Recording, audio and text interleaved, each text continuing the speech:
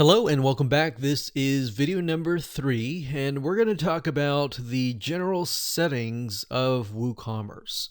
Now, before we talk about that, I want to show you the basics of installing WooCommerce and, of course, getting your WooCommerce theme. We talked about WooCommerce themes in the previous video, but I assume that at this point you have it on hand. Okay, so first things first, you want to log into your WordPress administrator dashboard, as you can see here. So next up, you want to go to Plugins, Add New, click Upload Plugin, and of course you're going to see this box here. So what you're going to do is down here, you're going to type in the keyword WooCommerce. Now, if you've already downloaded WooCommerce, the plugin, you can also choose File, Install Now, and go through this route here.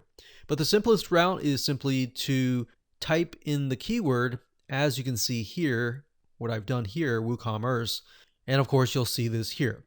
Next up, click Install Now. Once that's uploaded, all you need to do next is simply click on Activate. So we'll wait just a second here. And once it's activated, it is good to go. Now, before we can complete it, as you can see here, it's activated. We need to go through the WooCommerce setup process, which basically just entails the basics of your site. So it says the following wizard will help you configure your store that you can get quickly up and running.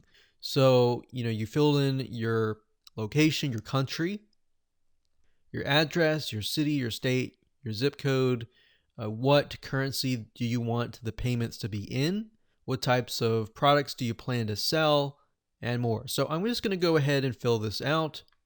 And next is the payment processors. So basically, how are you going to take payments? By default, we have Stripe and we have PayPal. Stripe is free, and it's a way that you can take credit card payments. So as you can see, accept debit, credit cards, and so forth. Now, Stripe, I definitely would recommend, because if you don't have this, you would have to have PayPal. And if you have PayPal, you automatically assume that people have a PayPal account. Now, that is not always the case. That might be the case in Tier 1 countries, but beyond that, some countries are not allowed to have PayPal.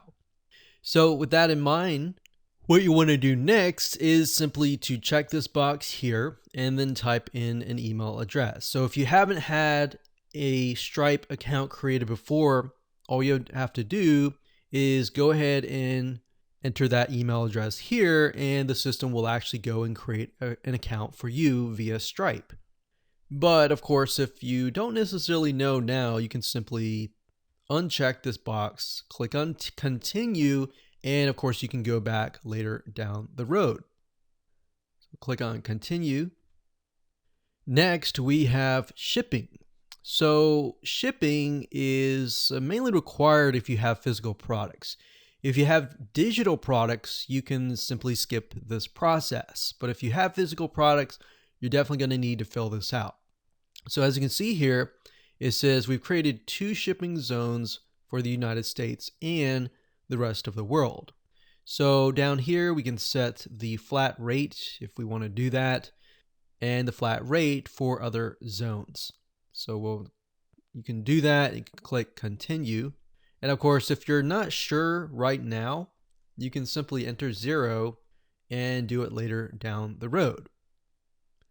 And of course, next after that, we have the recommended, activate, and ready. Okay, so the recommended for all WooCommerce stores simply are different features and options that you can have. They're not necessarily required for you to have. So for example, it says storefront theme. If you want to integrate the initial theme, which is called storefront, you can do that. If you have a different theme, however, you're going to want to uncheck that. Now it says automated taxes. It's got WooCommerce admin, so you can manage your store's reports. MailChimp. Now you're not going to want to have this if you have your own email autoresponder service. So for example, if you use ActiveCampaign or GetResponse or Aweber, you're going to want to uncheck that. And of course, it says Facebook, enjoy all Facebook products combined into one extension. Pixel tracking, catalog sync, messenger chat, and all the above. So you can check these if you want to, but in my opinion, I would simply uncheck most of them and move forward. Okay, so we're gonna click on continue because I automatically assume that you're gonna have a different WordPress theme. So after we click continue, the next step is to activate, and we're almost done. So it says connect your store to Jetpack. In my opinion, however, don't install Jetpack because it has a lot of things that you don't necessarily need.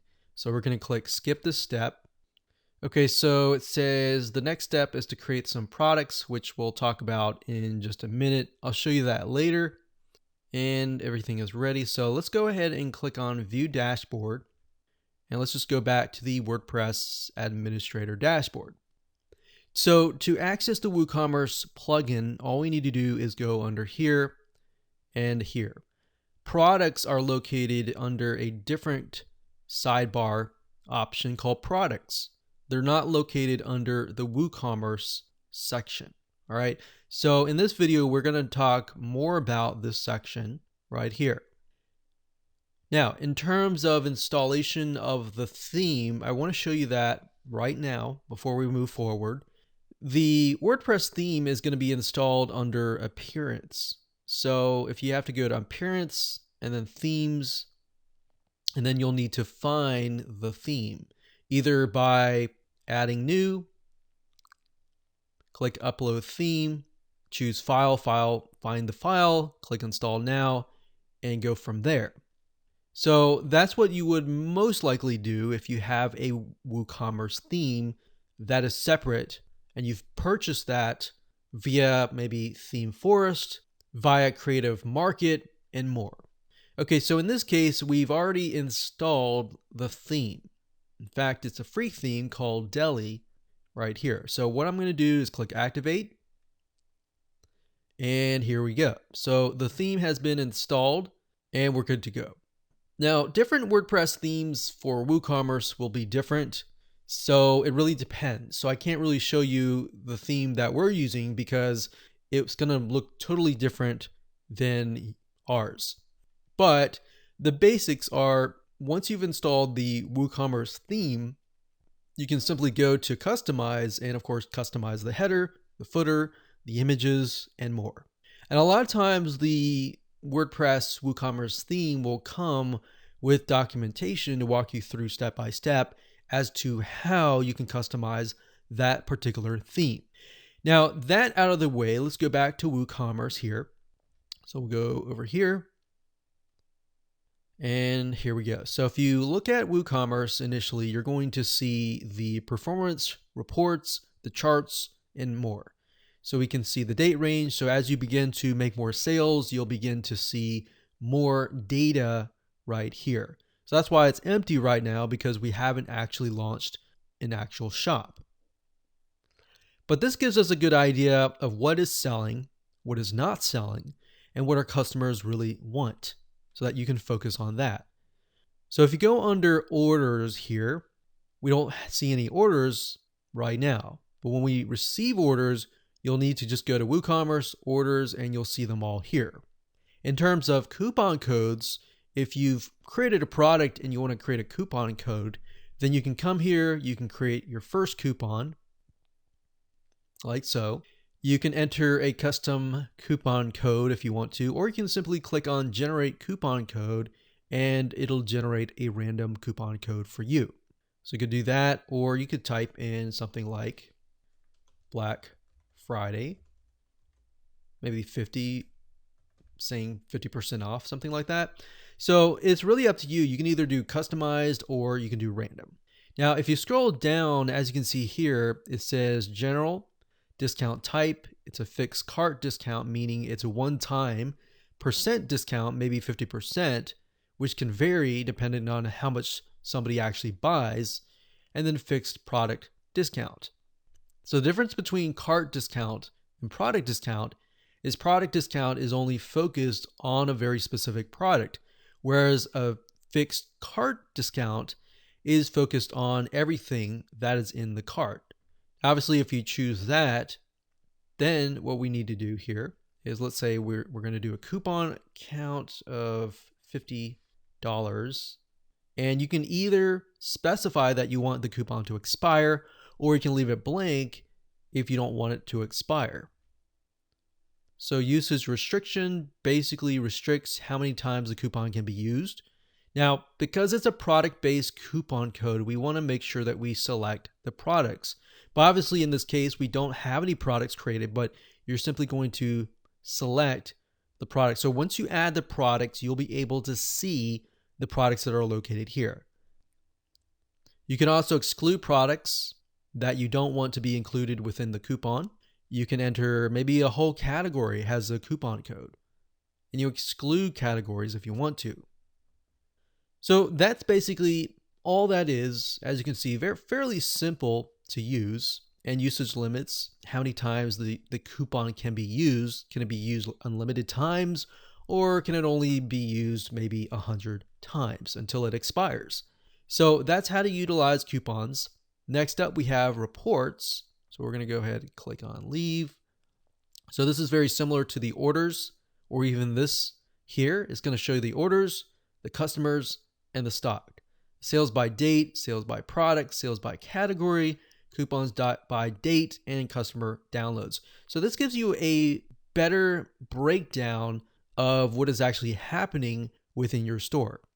Next up, we have settings. So within settings, this is basically what we dealt with initially. So remember, we got general, we have shipping, we have payments, we have accounts, we have more. So the main differences with the wizard and what we see here are the products. And this is the actual shop page. So it's shop. And then of course we have emails. And what this means are these are emails that are sent to the customer, such as reset password, new account, order on hold, processing order. So you can change these if you want to, but you don't have to. But it's nice to have to just start off right off the bat. And that's it.